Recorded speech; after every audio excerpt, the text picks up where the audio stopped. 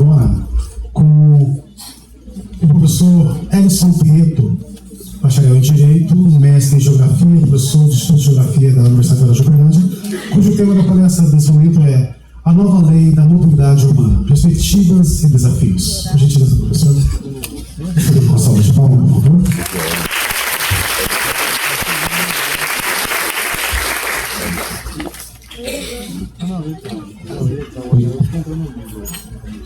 Bom dia a todas e todos presentes.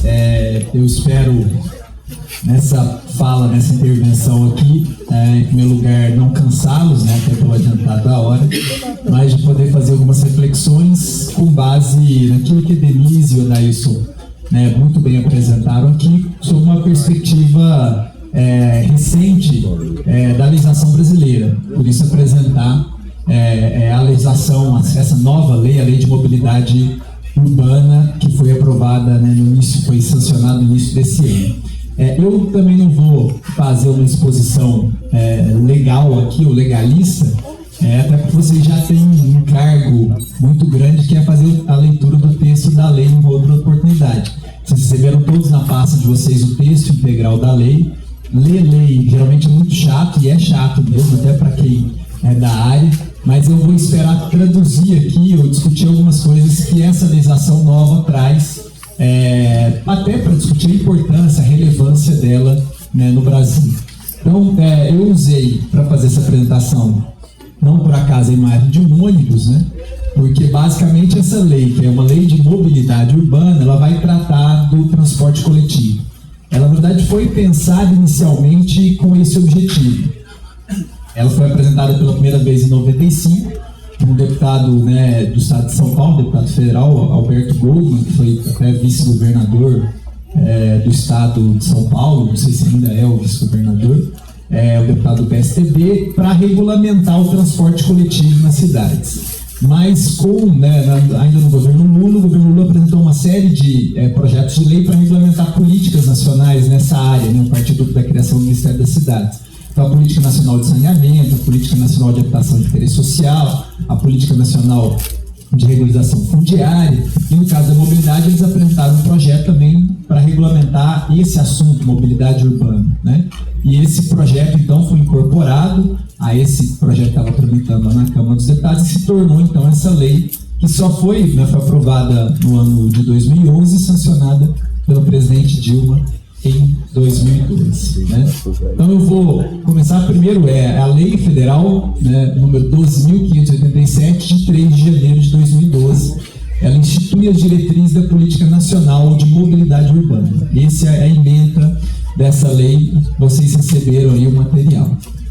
Ela traz algumas diretrizes, princípios, né, e diretrizes gerais, princípios e definições. O corpo da lei, vocês vão ler todas elas aí. Uma delas é a acessibilidade universal, a outra é o desenvolvimento sustentável das cidades, a justa distribuição de benefícios e ônus, né, no sistema de transporte, a gestão democrática, o controle social nas cidades principalmente, e a integração da mobilidade com políticas de habitação, de saneamento, de planejamento e gestão do solo. Então ela vai trazer no corpo da lei diversos, né, definições, princípios e diretrizes gerais. Eu vou destacar algumas delas que são mais importantes. Vou destacar primeiro as prioridades. Ela estabelece algumas prioridades, a Denise e o Adailson comentaram aqui bastante, eu vou mostrar imagens que são parecidas, né?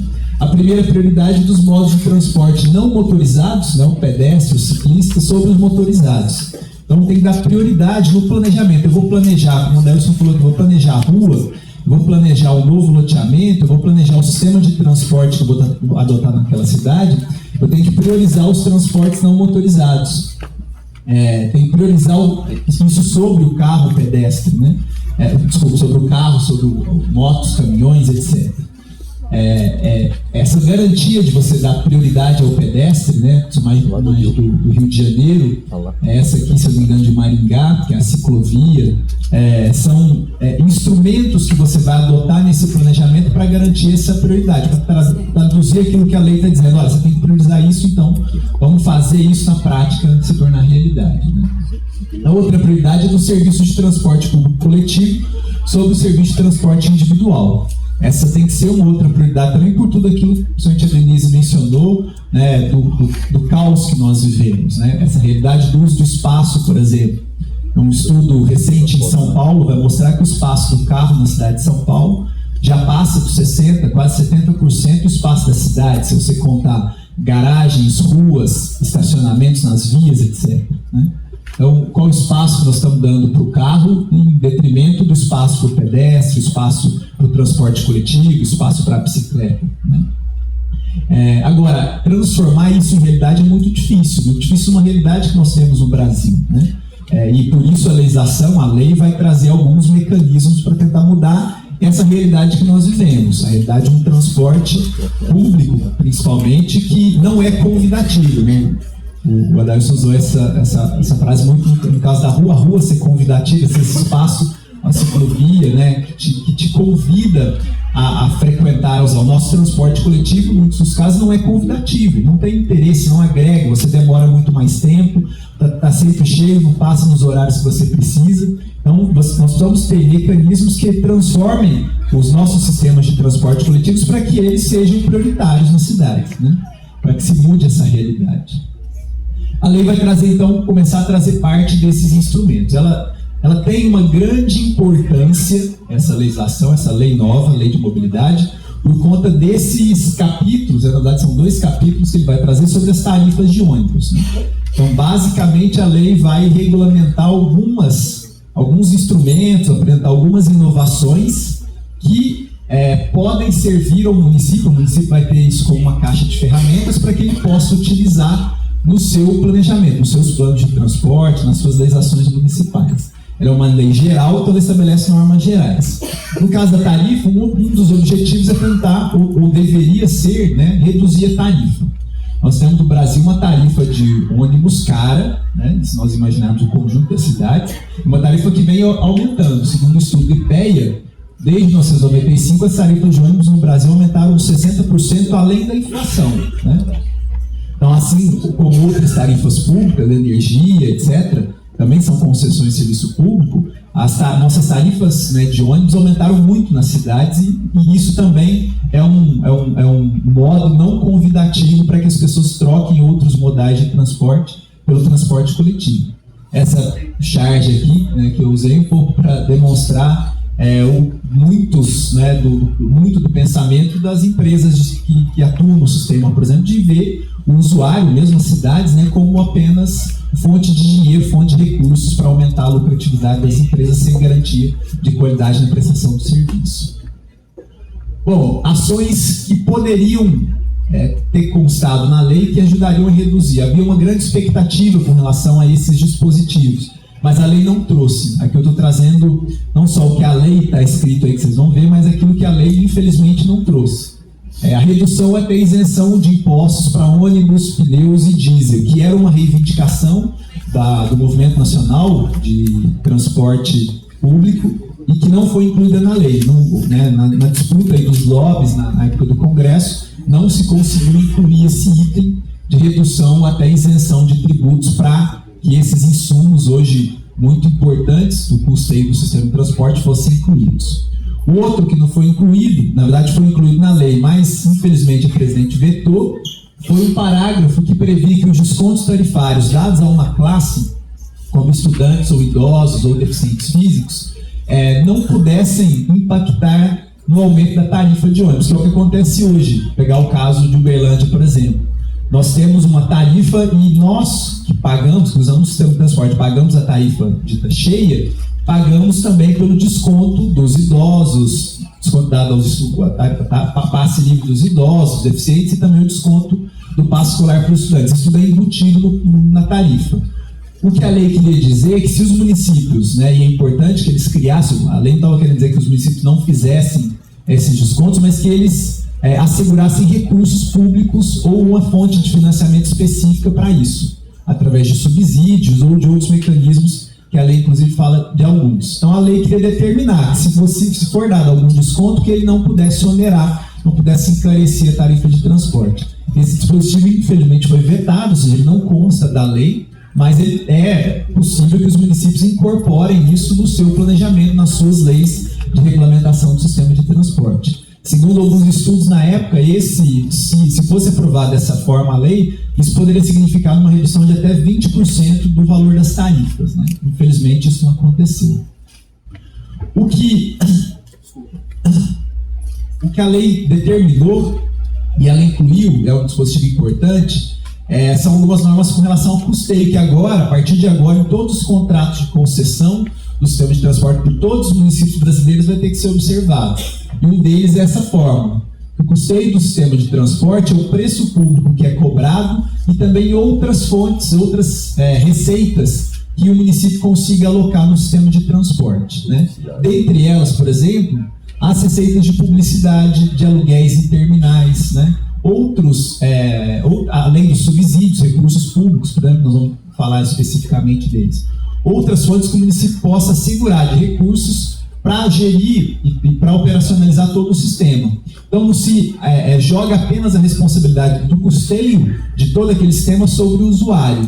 Você divide isso com toda a coletividade, podendo, inclusive, colocar recursos, né, públicos para poder fazer isso. A lei expressamente determinou isso num dos itens em que ela vai falar que a tarifa de ônibus poderá ser subsidiada. Significa o quê? Recurso público para diminuir os custos do sistema.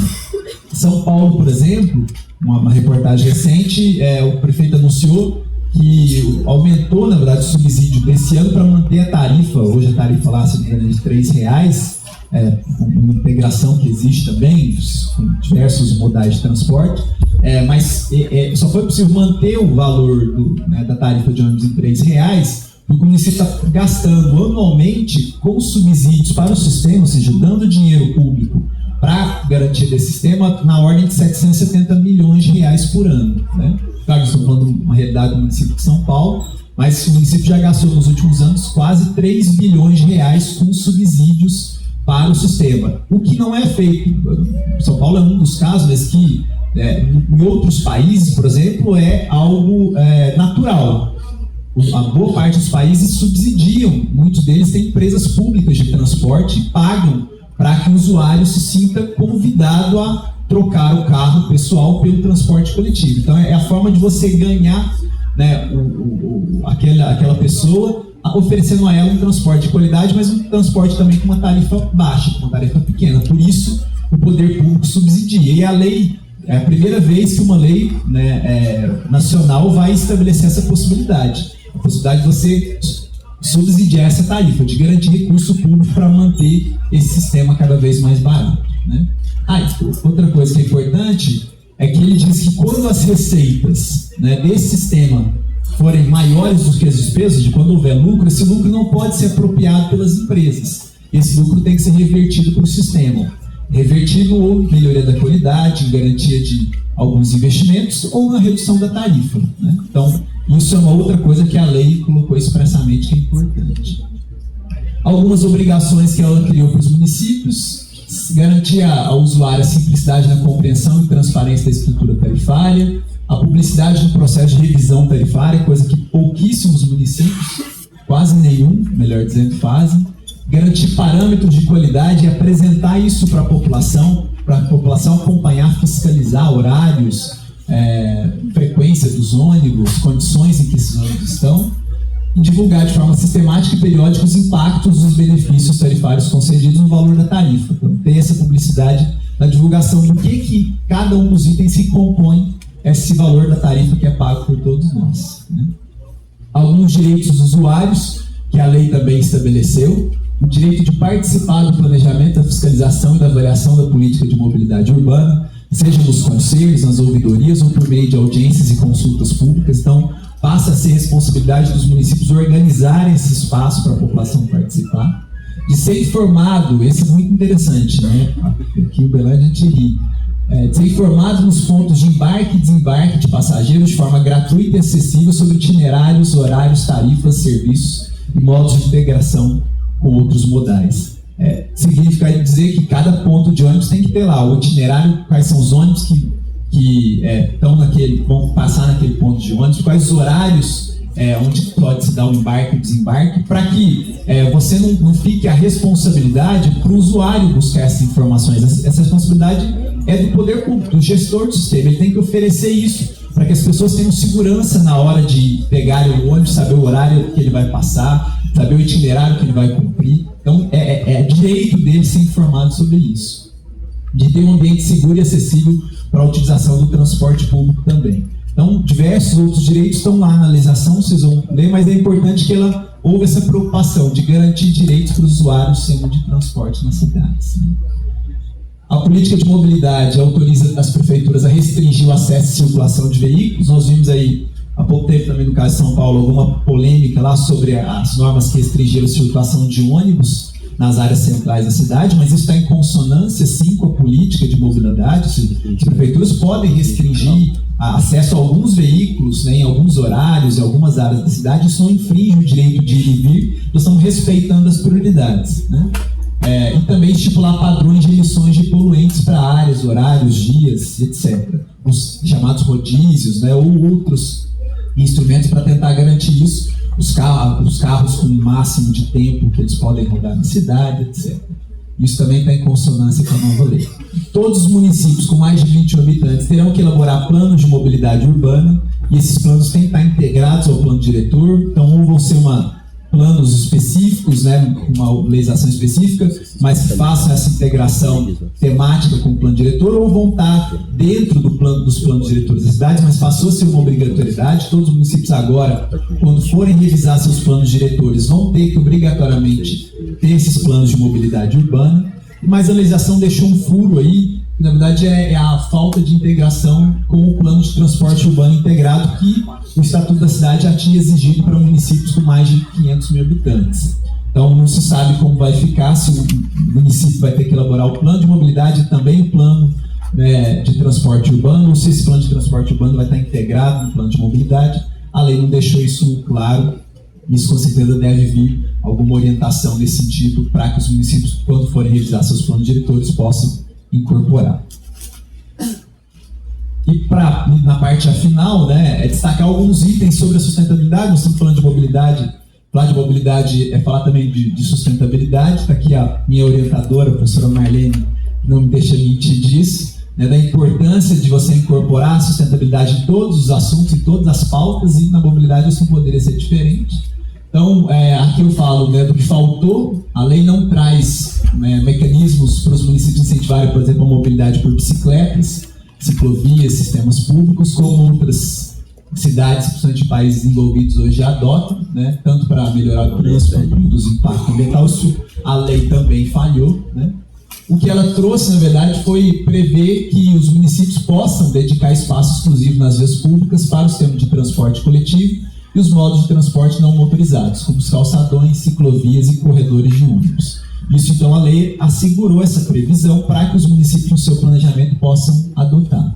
E também realizar um monitoramento e controle das emissões de gás de efeito estufa, de efeito local e de efeito estufa. A ideia é que os municípios comecem a mensurar a quantidade de gases que o setor de transporte nas cidades emite e estudar formas de compensar, de reduzir essas emissões, preocupados aí com a questão das mudanças climáticas. Então, basicamente, o que a lei traz é isso, né, que eu queria mencionar para vocês. Para fechar, né, a apresentação, vou destacar um outro item que eu acho muito importante, que é essa outra lei, a 12.527, é um número um pouquinho parecido, mas é diferente. Vocês sabem qual que é essa lei? Alguém sabe qual que é essa lei? Que é de 2011, ficou muito conhecida nos últimos meses, talvez não pelo número, né? Ninguém lembra o que é essa lei? Exatamente, é a Lei de Acesso à Informação. Talvez a lei mais importante quando a gente pensa em controle social e participação popular desde a Constituição de 88 no Brasil, né? É a lei que garante acesso à informação. O Adelson comentou aqui, né, que muitas das vezes a comunidade não reivindica, às vezes porque ela não está instruída, não está informada. E essa lei vai garantir o acesso público à informação. Todas as informações são públicas que os municípios produzem. E a população tem que receber essas informações na internet, ou então, se não está disponível na internet, ela tem que buscar essas informações. Então, para que a gente não ficar só no exercício aqui de eu falar, né, eu fiz 3 pedidos de informação, em forma aqui meio que de abaixo assinado, que eu vou circular, a gente tinha falado com o Frank para ajudar nisso também, porque são temas que estão afetos à nova lei, que no caso aqui de Uberlândia, assuntos que o município não cumpre, não disponibiliza as informações. Então nós vamos fazer isso, vamos fazer esse exercício então. Eu vou passar essas 3 listas aqui para quem quiser e tiver interesse em assinar, e depois a gente disponibiliza pelos cadastros aí que foram feitos no credenciamento quando chegar essas informações. Mas primeiro, a planilha tarifária que justificou o reajuste do preço das tarifas de ônibus em Uberlândia nos últimos anos, né? Essa planilha chegou até a ser disponibilizada em 2007, 2008, se não me engano, na internet, mas depois nunca mais apareceu por lá. E é importante que nós conheçamos por que a tarifa em Uberlândia é nesse valor, quais são os itens que justificam esse aumento constante dos preços. Então, vamos pedir lá o município em 20 dias, obrigatoriamente, para responder isso, senão o secretário está sujeito a uma ação de improbidade administrativa. Então, acho que ele vai responder isso em 20 dias. Uma outra informação sobre as multas que são aplicadas às empresas de ônibus, que é uma forma de você avaliar a qualidade e saber onde os recursos estão sendo aplicados. Essas multas podem ser aplicadas para reduzir a tarifa de ônibus, como a própria nova lei determina. São recursos que podem ser utilizados para isso. E vamos pedir também, até para ser bonzinho, os recursos com publicidade interna e externa nos veículos, que agora passou a ser uma fonte de custeio, que hoje boa parte dos casos, apropriada pelas empresas e não pode mais aquilo que a publicidade que é feita interna ou externamente nos ônibus ou nos terminais de transporte, etc., é recurso do sistema de transporte, então tem que ajudar a diminuir a tarifa, não pode ser apropriado pelas empresas. Então nós vamos pedir as informações também sobre os recursos obtidos com publicidade e com os aluguéis nos terminais de ônibus. Aí vamos ver se em 20 dias o secretário de transporte responde e a gente consegue começar a aplicar alguns dos dispositivos dessa lei. Até eu pedi os horários de ônibus também por pontos. Isso eu tinha certeza que eles não iam conseguir fazer nos 20 dias, então esse eu vou deixar para uma outra oportunidade, mas se alguém quiser fazer, a lei de acesso à informação garante a todo cidadão esse direito, é uma lei importantíssima, e é importante que vocês conheçam também, e eventualmente acho que é importante que a gente faça outras discussões sobre essa legislação, porque ela vai garantir esse empoderamento da sociedade nas políticas públicas, né? Então, era isso que eu tinha para falar aqui na apresentação de hoje. Agradeço a atenção de vocês, espero não ter cansado. Meus contatos estão aí. Se alguém tiver alguma dúvida, a gente também está à disposição aqui no debate. Obrigado.